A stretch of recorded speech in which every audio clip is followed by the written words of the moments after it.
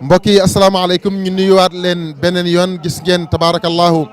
ziar bi Tiwaawan fees na dell yéen a ngi gis noonu ñu ngi jógee léegi ci saal bi alxaaji Ahmad Kenn Mbay ak njabootu alxaaji Mbay doon Mbay fa tabaarakallahu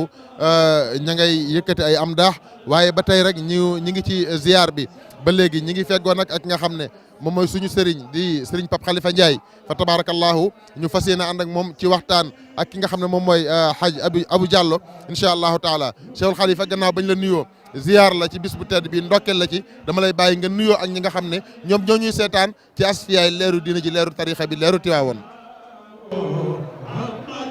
min ash-shaytaani rajiim bismillahi rahmaani rahiim bismillahi alladi laa yadurru ma'a ismihi shay'un fil ardi wala fis samaa'i wa huwa samiul aliim alhamdulillahi iqraaran bi ni'matihi wa laa ilaaha illa allahu ikhlaasan bi diinihi wa sayyiduna muhammadun rasulullahi sallallahu alayhi wa sallam shahidan bi risalatihi wa abul abbaasi ahmad tijaani mumiddi kulli awliya rahmani mu'tarifan bi wilayatihi wa cheikh alhaaji malik alayhi rida almalik mutamassikan bi azyalihi wa cheikh alxalifa abou bakar xalifatan bi zamanihi asalaamu aleykum mbokki jullit mbokki Sénégal ak mbokki diaspora bi ñuy seetaan à travers Asfiyahi TV leeru Tiwaawan ñu ngi lay nuyu sëñ Babacar ak di am mbégte lool vraiment ci woo bi ñu woo ci plateau bi macha allah di sant yàlla ci bis bi nga xam ne tey bis bu am solo la tey ci l'islam bis bu am solo la ci tarixa Cheikh Ahmed Tidiane bis bu am solo la ci Sénégal waaye bis bu am solo la ci kër Cheikh Seydil Hadji Malick ñu ci ndokkeel nag xalif général des Tidiane Serigne Babacar Sy Mouhamadou Mansour di ko ñaanal yàlla dëgëral ko defal ko wér ak gudd fan ba naal yi mu naal ci kër maamam naanal ko immu islam bi yëpp yàlla may ko mu matuli ko ak rakkam yu tëdd yi Cheikh Seydil Hadji Malick ibnu Cheikh Alhaji Abdou Aziz Dabakh Serigne Babacar Abdou Aziz ak mboolem njaboot gi tabaarakallah jërëjëf Cheikhul Khalifa yow tamit ñu ziar la Hadj Abou Diallo ñu bàyyi la nga nuyu ak ñi nga xam ne ñoo ñuy seetaan. Hadj Babacar ñu ngi leen di ziar di leen nuyu jël suñu ziar yëpp teg ko ci loxo suñu mag maam Khalifa Ndiaye ci ñaari ndono yi ne ci loxoom muy spirituel bi fi mu bokkee ak sëñ Babacar bokk ci meññiteefam beneen bi temporel fa mu jóge ci royaume ci principauté ñu boole ñaari yooyu héritage yooyu delloo ko suñu ziar jël suñu ziar ci kër gi teg ko ci loxoom mu tegal ñu ko ci loxo ki nga xam ne mooy suñu buntu ci kër gi muy soxna Fat Si Dabakh jaare ci suñu ndijaay Serigne Mbay Si Abdou ñu jox ko suñu xalif muy Serigne Mbay Si Mansour ni mu ko ibbee dañ koy roy rek ndax suma Serigne laa jàkkaar lool di jël ndokkeel bu mag di ko jagleel le xalif Serigne Babacar Sy Mansour li ma wax ne 92e ziar dafa am beneen affaire bu mystique bu ci am mooy ziare nañu 92 ans mais ren la ñuy ziare ku tudd Serigne Babacar Sy Malick ren la ñu war a ñëw ziar Serigne Babacar mi nga xam ne moom lañ ko jagleeloon dellu si déglu Serigne Babacar Sy mi donnu Serigne Babacar turandoom donnu Seydi Hadj Malick toogal ko fi doon naa leen ak mag ñëpp ndax moom la maam Abdou waxoon ni lu ngeen soxla wala lu ngeen bëgg ëllëg laaj leen ko Serigne Mbaye moom la al amin ne woon kaddu gi yow yaa ko yor moom la Serigne Cheikh ne woon wéyalal tey mu yegg si indi vision boo xam ne tey Tivaouane tourisme religieux la accompagné d'une ziara générale et accompagné aussi d'une éducation spirituelle démarrée par les panels ak l'héritage. macha allah xam naa question bu njëkk bi sax Hadj Abou yow laa koy jagleel mooy li nga wax rek mooy wàllu héritage boobu ndono loolu nga xam ne mag ñi ko sosoon dem nañu ñi nga xam ne ñooy suñuy maam daan ñëw ci ziar suñuy bàyyi tey ndono li mi ngi des ci xale yi ban taxawaay moo leen war ci ndono li nga xam ne mi ngi jógee ci loxo yu sell ñun tamit ñu war koo sellal ba ëllëg bu suñuy doom suñuy sët ñëwee war fee fekk kat la fa ñoom maamaati maam bàyyi woon ñi ko doon tey sellal nañ ko mu yegg si fii taxawaay bi ci war. li tax mu am solo mooy kenn warul jàngale ndaw ci àdduna romb Serigne Babacar Sy Malick. est-ce que parce que li mu am ak li mu bind ak li mu feeñal lépp ci bor mayu boroomam ci ndaw la ko am. est-ce que li mu réussir ci mission ci ndaw la ko jëlee. dëgg la bi mag ñi di wax ak Seydi Hadj Malick ne ko xadara bi ki ñu tànn pour mu war a rëbb donn Cheikh Ahmad Tidiane Chérif mooy Serigne Babacar boobu ndaw la. ci jeunesse am lañ ko joxee.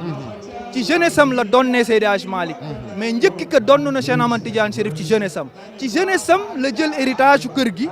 daal di koy def ci jeunesse am la gisee Cheikh Ahmad Tidiane mu nangul ko ci jeunesse am la ko suñu borom nangulee ci jeunesse am aussi si la préparé les fonctionnaires qui étaient jeunes à Dakar pour ñu bañ a dévier dem dans des idéologies communistes dans des idéologies politiques yooyu nga xam ni moom intellectuel la woon moom mi nga xam ne ni tey dafa amoon lu mu donn mooy la culture doon noon intellectuel parce que Ndar la dëkk doonoon citoyen français amoon droit civique donc noonu mu ko defee woon am taalibe yu mel ni Lamine Gueye amoon taalibe yu mel ni Ngalandou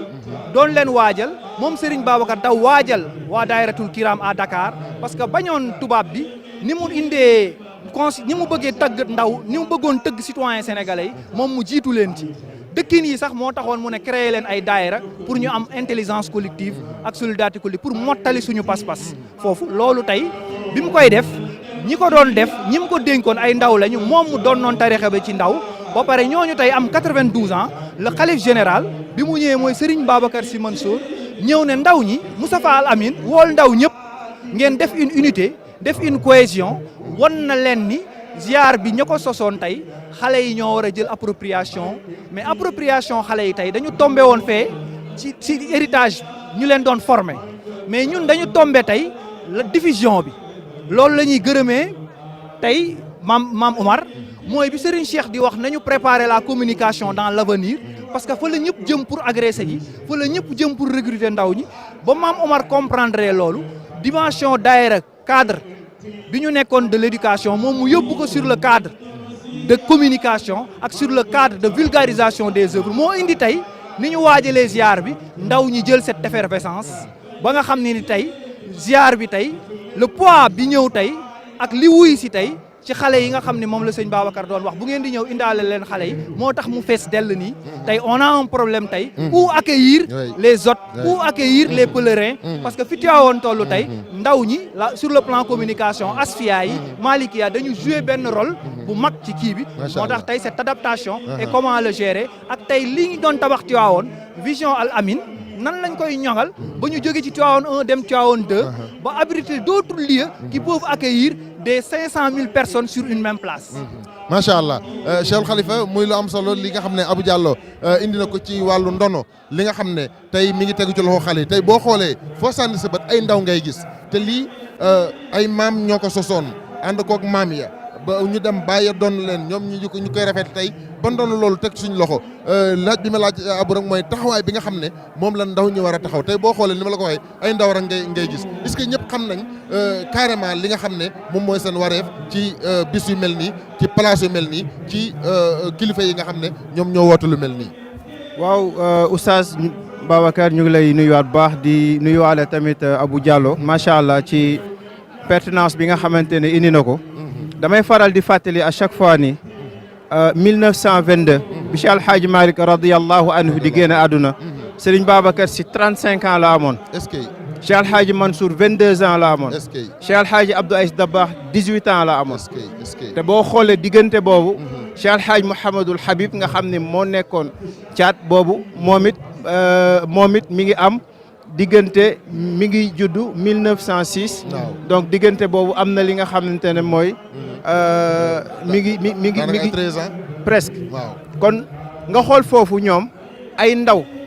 xëy na ndaw maa ngi jéggul sax ci li ma ko wax. ci seen jamono ndaw ci ay at. ñoo ci ay at te dafa am lu maam Thierno Seydou Nourou Tall waxoon.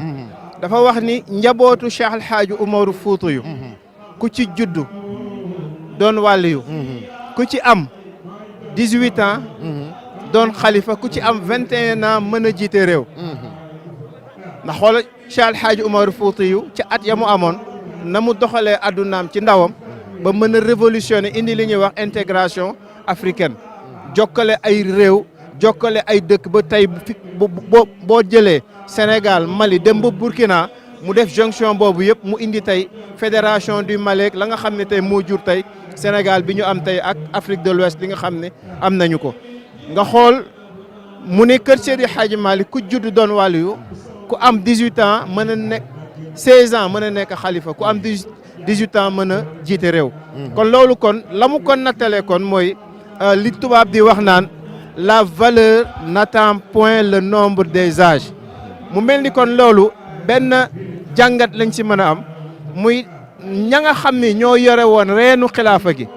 doxal ko ba mu agsi fii nekk ay ndaw dañoo teelal laxasaayu ci xam-xam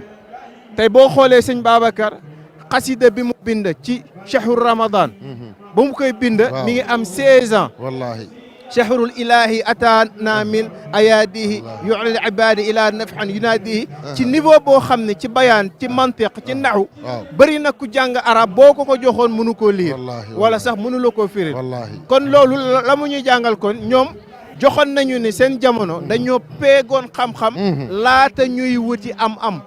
mooy la waykat bi di wax naan bu nit ki di wuti am-am demal nga wuti xam-xam ndax xam soog a jëf a gën a wóor kon base ba nga xam ne nag ci la ñu sosee ceen siyaasa kon loolu tey dafa war a nekk benn yóbbal boo xam ne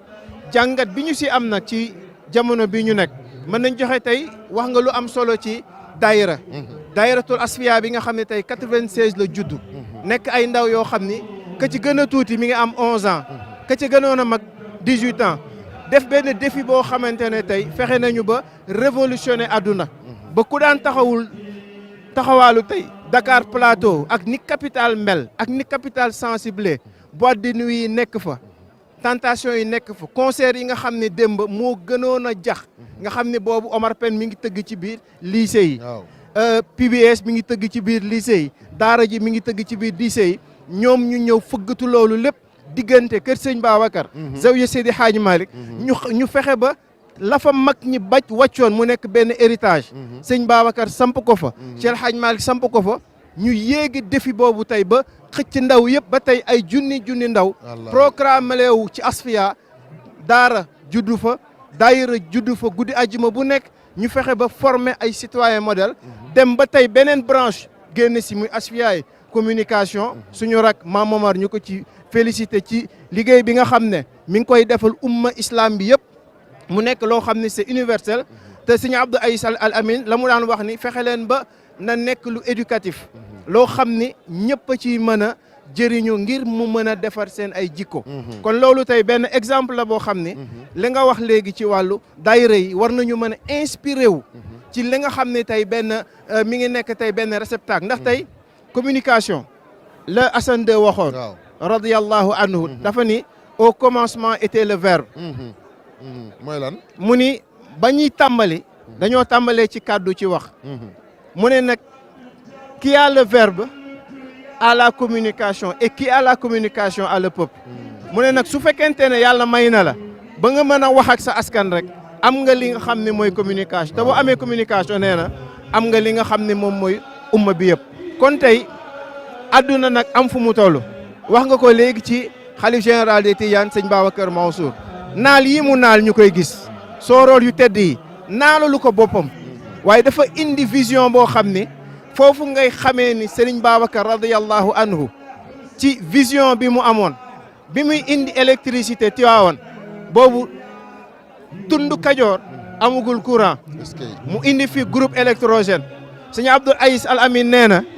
daara ji boobu diggante zawiya bi ëtt bi yëpp lamp yaa ngi tàkk ci mbedd yi boo génnee rek lëndëm wër la nee na bis ba nga xam ne ca la toog ba amatul essence bu mu def ci biir groupe ya ci lañ ko ne xëcc nañu courant bi ba courant baa ngi ñëw loolu vision la woon nga xool sëñ Moustapha Sy Jamil mi ngi nettali en 1954 ba Serigne Babacar di doxantu ci place Protet di actuelle place de l'indépendance ndax boobu dafa daan jóge rue Thiers doxantu dem rue Mohammed V wala dem place de l'indépendance toog nee na ba mu ñëwee toog ci vision bi mu am dafa leen ne jamono ngi ñëw dina am ay lamp yoo xam ne dafay tiim nit ñi comme lamp bii ñu tiim jamono ngi ñëw xeet bu nekk dina fi dajaloo lan la ñuy def di toog ci ay bërëb yoo xam ne fa la ñuy naane café kon moom amoon na une vision ci Dakaru démb prévoiroon boppam tamit ba lépp lu mu soxla ci budget xam na ni dafa am base boo xam ni mooy cëslaay bi mën a doxal jamono ndax ku xool symbolisme daayira fu mu ko jële ak fu mu ko indi diggante 1924 nga xam ni 22 la Cheikh El Hadji Malick génn àdduna mu bëgg a organiser waa tariqa bi mu fexe ba 24 mu njëkk a sos daayira moom la ñu njëkk a woowee xalifa ndax 1922 kenn ñemewul wax baatu xalif général nee nañu mosaan bindal lettre 1922 ba 57 nga bind si xalifa nga yóbbu ko poste Tiwaawan lañ koy indi ndax xam nañu kan moo ko moom macha allah loolu nekk benn yóbbal boo xam ne tey lan la ci ndaw ñi war a jàngee sëñ Babacar mooy adduna dafay dox tey Sénégal mi ngi am pétrole gaz li tax xalifa bi sumbali c'est pour wane ni màkk tey boo fa demee ñu ngi wax màkku 2035 naka la war a mel kon tey Tiwaawanu 2035 Tiwaawanu 2050 waratul yem ci waxtu mooy yóbbal bi le visionnaire Serigne Mansour Sy Dabakh wax démb ci gàmmu soxna Umu muy orientation boo xam ni jeunesse bi yëpp wala xadara bi war nañ ko jël ci unité waaye xalaat ci jumtukaay yi nga xam ne tey mooy permettre tey booy xoolee ci mbedd yi nit ñi buuxante jamono laajatu ko tey ci wàllu organisation nan la ñuy anticiper ni ko waa jumaa ji defee anticiper ci assainissement anticiper ci courant anticiper ci ndox ba am seen autonomie nan la ñuy fexe ba Sénégalu 2035 ak Sénégalu 2040 2050 ban Tiwaawan lañ ci war a am conscientisation nag ci biir xadara bi la war a am te loolu mooy solos ziara général macha allah loolu mooy solos ziara général xam naa sëñ Abou ci tënk rek ñu yëkkatiwaat jotaay bi ni ko xalifa waxee maanaam jeunesse bi nañ leen waajal kon ci xam-xam avant ñu leen di dugal ci wàllu liggéey loolu xam naa ci tënk ci benn minute ñaar rek ñu yëkkati jotaay bi rendraale hommage daayira bi nga xam ne ñoo ma formé parce que li mu wax ci Asfiya yi rek doy na exemple mooy dama wax en 80 daayiratul kiram bi ko sëñ Babacar di créé boobu mu ngi këf jeunesse boobu pour ñu bañ leen këf désorienté bi muy dugg Dakar Seydi Hadji Malick da doon wax demal bul yegg Ndakaaru ndax Ndakaaru dafa lëndëm dafa am leneen lu ma fay def te pareegul donc bi muy indi kiram ba ñu yegg si ba ko organiser leen ziar général mu nekk umu dawaari li Asfiya yi étape bi ñu yegg si fekk na mu dem ci changement de paradigme ñëw léegi ci communication daayira bi ma nekk muy Moustarchidine wala Moussa bu Adja Ndeye Touré ak sama waajur bu góor sos ko man ci lañ ma uuf sëñ Mansour joxe tur bi ci laa màggee ci laa jàngee ci laa xamee li ma xam yëpp tey cette université populaire boobu foofu laa ko amee cette formation te bi ko Adja Ndeye Touré di teg Pikine moment boobu ay ndaw rabbin ñoo xewoon ak yeneen te Pikine nekkoon dëkk boobu boo ko tuddee rek ñu xalaat leneen tey modèle yi fa réussir yëpp ci daayira Ndeye Touré boobu la ñu màggee muy benn exemple ci man Abou Diaw ak keneen loolu moo indi tey donc jamaa bi mu teg jamaa bi mu dénk leen sa projet xam nga tey je prends l' exemple de ce PINS rek PINS bii rek vision la parce que di nga gis des clubs des lobbies internationaux yu am des milliards former ay ndaw former ay xale jox leen ay PINS yu ñu leen di ràññeel ba fu ñu taxaw ci àdduna bi dañ leen ibil buntu yëpp tey mu jël mandargay jumaa bi def ko PINS pour def ko un moyen de ressource économique macha allah pour que ñu jaare ci moo tax ma doon wax mag juma ziaru ren tey challenge bi mooy PINS yi amul sérité yóbbu koko amul sérité yóbbu kooni amul sérité yóbbu ay teng-teng tey kuy dem da ngay yóbbaale PINS ku ñëw da ngay takk PINS parce que vision bi mu wax laay waxaale benn xale sànq nee na ma nu ñuy def ba terre bi mën a yegg si Tivaouane benn xale nee na ma sànq nu ñuy def ba péage bi mën a yegg si Tivaouane tey maison de la presse bu mag war na am Tivaouane piloté par les télé de la Xadara tey Abdou Hamid war nañu réfléchir ci loolu war nañu réfléchir ci bibliothèque comme ni ñoom Alpha Mim def daara Mam Maodo ni ñuy waxtaanee di def yooyu ñu dem vers des musées internationaux yoo xam ni les imprimeries internationales mu am biir Tivaouane am des cités résidentielles que magi Tivaouane démb yooyu yëpp ñu am fu ñu leen utal mandarga ba pare daayira bu nekk am kër biir Tivaouane et que ñu sécuriser l'assiette foncière ba nga xam ni ñu ngi jëm tey ci monde boo xam ne ni dafa am pétrole Osphore Saint-Louis Tivaouane belle ville la mën na nekk centre boo xam ne ëllëg nit ñi mën nañ jënd suuf si que aujourd'hui foofu la ñu war a dem que ndaw ñi ñëw taxaw que ce financement de ce programme ñu jël ko nos énergies yi ñu doon jox les idéologies ñu indil ko Serigne Babacar Sy Mansour bu ko defee les daayira dépasser l'étape maintenant yi ñu doon toog rek di waxtaan que ñu dem vers des étapes d'économie, vers les étapes d'école de formation et de centres de formation et vers les étapes aussi de renforcement de nos plateformes. Parce que tey Asfiya yi ak Malikia tey ñoo couvrir pendant une semaine l'événement. Les autres médias amuñu ci profit.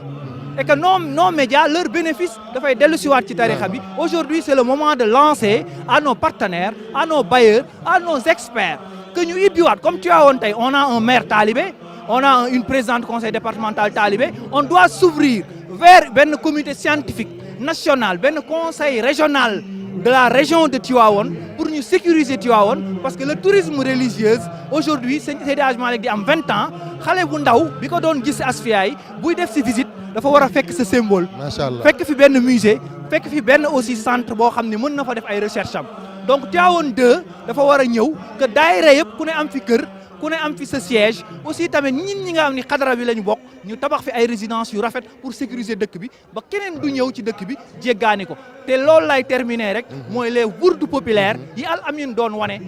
camp bi mu naan def leen ko ci stade aujourd'hui ñu ngi agressé tarixa bi par d'autres groupes tey bourdes populaires yooyu wane waat na ndaw ñi notre arme nucléaire mooy xadara bi mooy mbalaan bi suñuy char de combat mooy suñuy kurus aujourd'hui nos thèses nos réflexions, nos documentaires, nos communications, nos modèles et les poèmes et les verbes yi ñu war a utiliser dafa war a nekk l'éducation de Serigne Cheikh Al Amine donc moo tax tey Tivaouane na njabootam yëpp ñëw sur le plan de la ressources humaines que ñu ñëw taxaw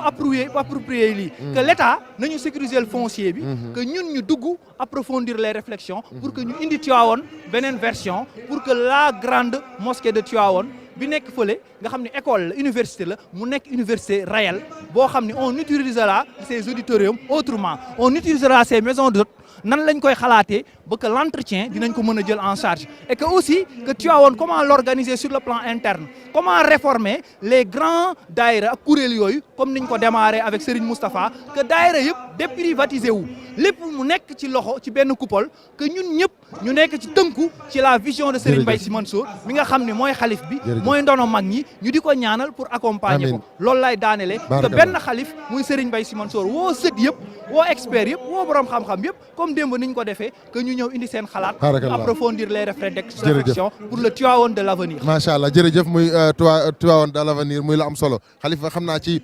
tënk rek ci benn minute wala ñaar ci ni nga ko waxee ci wàllu développement ci fi nga xam ne fi la Tivaouane war a jógee ak fa nga xam ne fa la war a jëm surtout ci wàllu développement lu ci am solo la. waaw loolu nag sëñ Babacar dafay delluwaat ma si gërëmaat bu baax sëñ Abou Diallo ci loolu. démb Serigne Mansour Sy Dabakh dafa joxe orientation. kër ci Alxaaji Malick ku nekk ak sa cër. te damay wax ni kilifa yi. wax nañu ba dee. yenn saa yi su may dégluwaat. gàmmu Serigne Babacar Sy Mansour. gàmmu sëñ Babacar Sy Abdou. gàmmu sëñ Maodo Sy Dabakh. gàmmu sëñ Abdou Aïs Al Amine. Serigne Cheikh damay jooy. xam nga la moo tax may jooy. la ñuy sotti. ñu koy déglu. ba léegi ñun appliqué wuñ ko. Allahu akbar te sëñ Babacar Mansour dafa am wax bu am solo bu mu wax.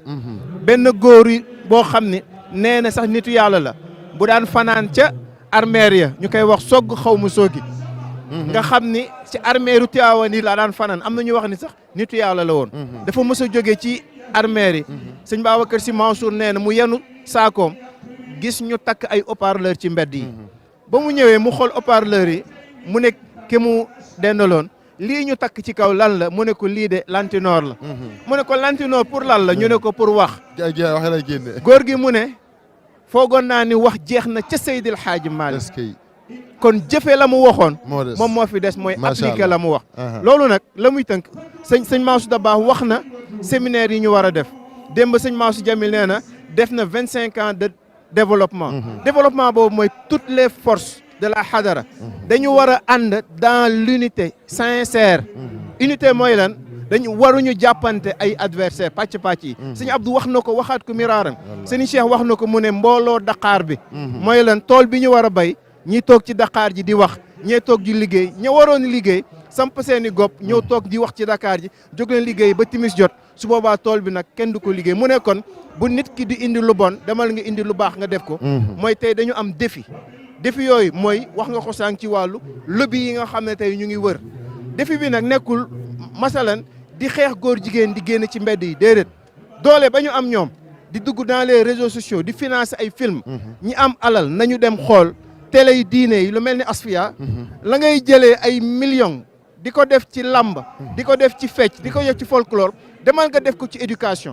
mooy fekkeel lu mel ni Asfiya nga ne